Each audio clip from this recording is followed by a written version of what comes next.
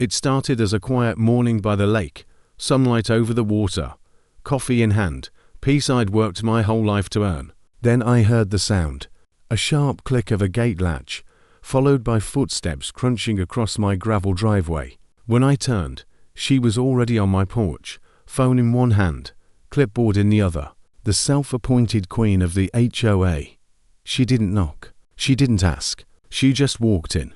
What she didn't realize was that I wasn't alone inside that cabin, and the person waiting beside me wasn't just any guest. By the time she found out who it was already too late. I bought the lake property 2 years ago, a stretch of calm blue water framed by pine trees, far enough from the city that you could actually hear yourself think. It wasn't much at first, just an aging cabin with peeling paint, a half-collapsed dock, and the loss of overgrown brush. But it was mine.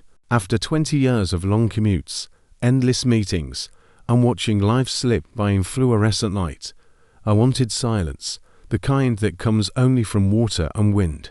The lake community was small, about 40 houses wrapped around the shore like a loose ring of pearls, each with its own patch of dock, lawn, and pride. It looked peaceful on the surface, but peace, as I would learn, has rules here.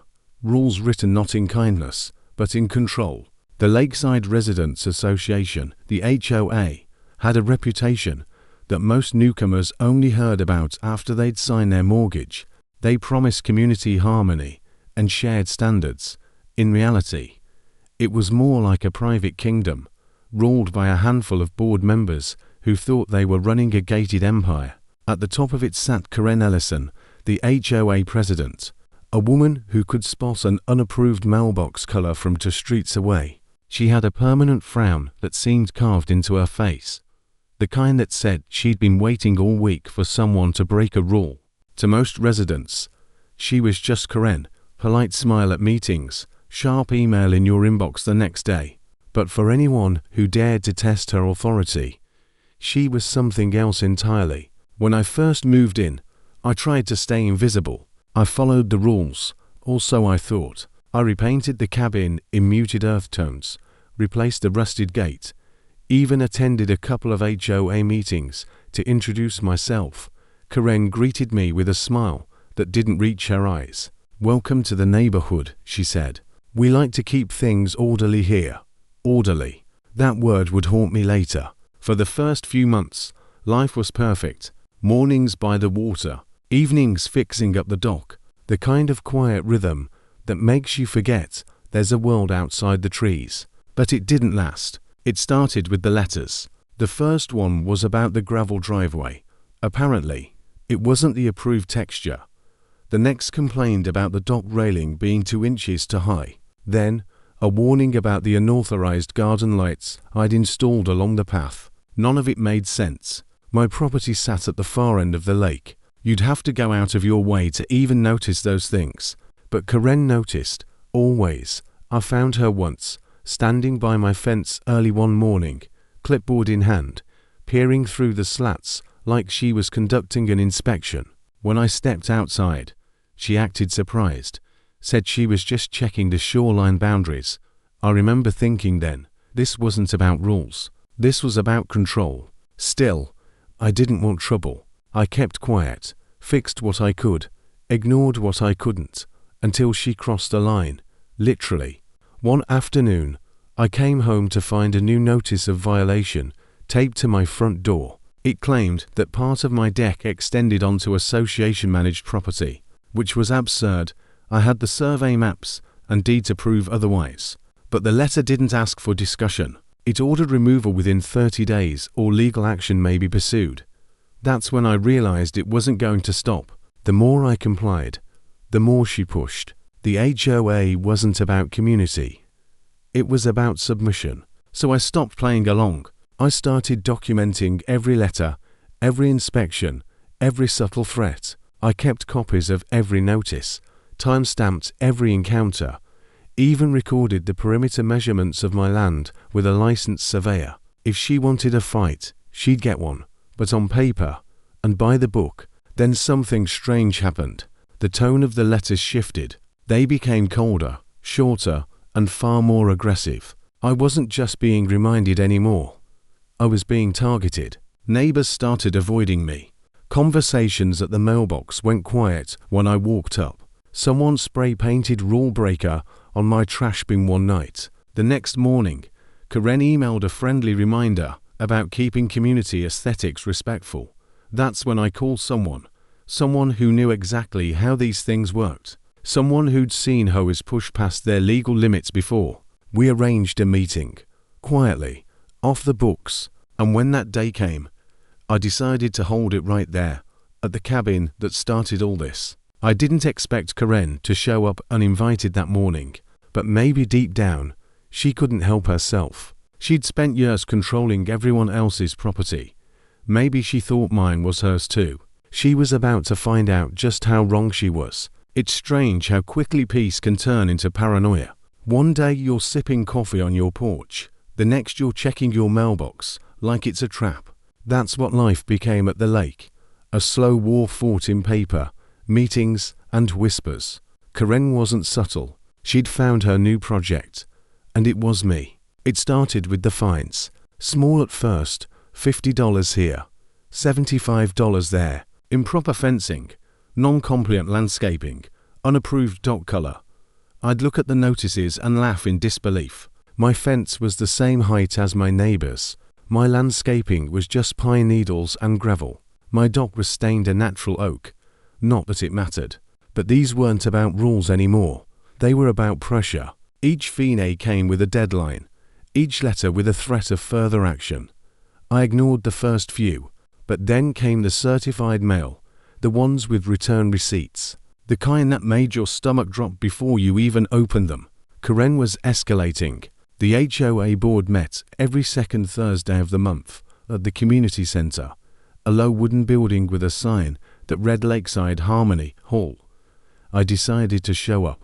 Inside, a dozen people sat at folding tables, sipping coffee from styrofoam cups, flipping through printouts of violations.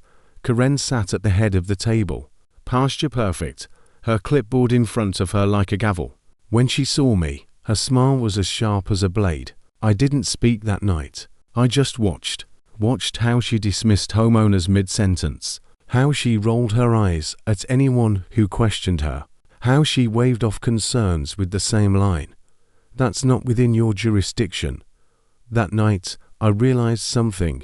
This wasn't just an HOA. It was her stage, and she'd built an audience that was too scared to clap for anyone else.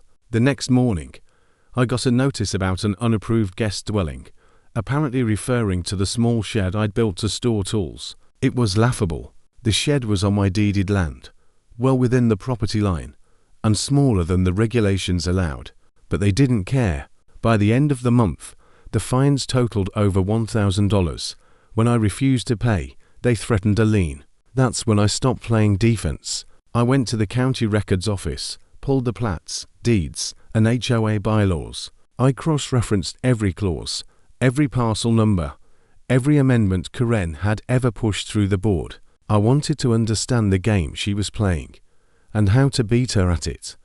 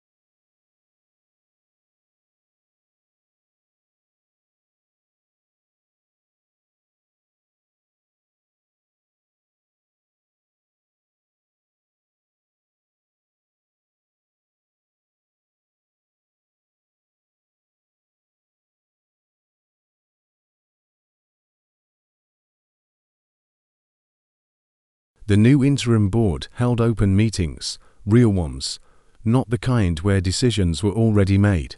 They invited residents to vote on rule changes, transparency measures, and term limits. The words mandatory power rotation appeared for the first time in Lakeside's bylaws, and the mood shifted. You could feel it in the small things, the sound of laughter at the dock, children playing in yards without being scolded for noise violations, the sudden absence of surveillance-like scrutiny. People stopped policing each other and started being neighbors again. I'd be lying if I said I wasn't tempted to leave after it all. There were days when the cabin felt full of memories, the envelopes, the arguments, the anxiety that once lived in every corner. But the truth was, I'd bought this land for peace, and now I finally had it. The irony didn't escape me. The HOA had tried to drive me out, but instead, it drove itself into reform. One afternoon, about a month after Karen's removal, a letter arrived in my mailbox, handwritten, no return address. I recognized the neat, looping script immediately. I hope you're happy. You've destroyed everything I worked for. I only wanted order, not chaos. People like you don't understand what it takes to keep a community together. You've turned everyone against me, but someday, you'll see that they'll need someone like me again. No signature, just the initials. KEI read it twice, then folded it neatly and slipped it into the back of my binder. The same binder that held every violation she'd ever sent me. A reminder of what unchecked control looks like when it's finally challenged. The state investigation concluded 3 months later. Karen was officially barred from holding any HOA or property management position in the state for a minimum of 10 years. It wasn't prison time, but it was justice, the kind that lasts. Would spread beyond our little lake community. Local news picked up the story, running a small headline, "State cracks down on HOA. Overreach. Investigation exposes pattern of abuse." It was surreal seeing it in print. A headline that had once been my daily nightmare now reduced to a neat paragraph in a newspaper column. Samuel called me a few days later. His tone was calm, almost proud. "You handled yourself well," he said. "Most people would have lost their temper long before this." I told him the truth. I almost did. But when someone tries to control everything around you, the best revenge is control over yourself. He laughed softly. "That's a good line," he said. "Might use it someday." When the investigation closed, I invited a few neighbors over for a small gathering. Coffee, pie, and quiet relief. We talked not just about what happened, but about how easy it had been for fear to creep in unnoticed. One rule, one fine, one threat at a time. People nodded, sharing glances that said they understood now, because HOAs, in their purest form, were supposed to build community, not weaponize it. But somewhere along the line, power had replaced purpose. I remember one neighbor, an older man named Henry, saying something that stuck with me. "You know," he said, looking out at the lake, "we were so scared of losing order that we forgot what freedom feels like." And that was it. The whole story in one sentence. Over the next few months, life slowly stitched itself back together. The dock was rebuilt, the garden lights were replaced, and the gravel driveway, still technically non-compliant by old standards, became a symbol of quiet defiance. Every once in a while, I'd catch myself watching the road, half expecting to see Karen's car again. But she never came back. Not to the meetings, not to the neighborhood. She'd vanished, at least physically. But her shadow lingered in the bylaws, in the stories whispered among residents, in the lessons learned too late. Sometimes I'd stand on my porch at dusk, watching the sunlight die over the lake, and think about how close it all came to breaking me. Power, when abused, doesn't just hurt people. It reshapes them. It teaches silence. It breeds compliance. It convinces good people that peace comes from obedience. But it doesn't. Peace comes from standing your ground, even when it costs you, especially when it costs you. Months later, the new HOA president, a quiet man named David, invited me to join the board. "You've seen what happens when power goes unchecked," he said. "We need that perspective, At first, I declined. I'd had my fill of rules and politics. But then I thought about it, about all the people who'd suffered under Karen's control and never spoke up, about how easy it would be for history to repeat itself if no one paid attention. So I said yes, not because I wanted control, but because I finally understood how dangerous it was when no one did. Now, every time I sit in those meetings, I think about that day in the cabin, the moment Karen walked through the door and realized her reign had ended. And I remember that silence, heavy and final, when truth replaced fear. It's a moment I'll never forget. Sometimes, late at night, I still hear the faint creak of the dock, the same sound I heard the morning before everything changed. And it reminds me of how fragile peace can be, and how hard you have to fight to keep it. When I tell people the story now, they always ask the same question: why didn't you just move? And I tell them, because moving would have meant she won. You don't run from people who abuse power. You expose them. You outlast them. Because power isn't taken. It's given. And the moment you stop giving it to them, they crumble. So, if you've ever dealt with an HOA that crossed the line, or a neighbor who treated control like a weapon, remember this: you don't need to shout to win. You just need to stand your ground, document the truth, and wait. Because when truth finally rises, it doesn't whisper, it roars. And sometimes, the loudest sound of all is silence. Karen invaded my property, thinking she could take control. Instead, she lost everything she thought she owned, and I got my peace back,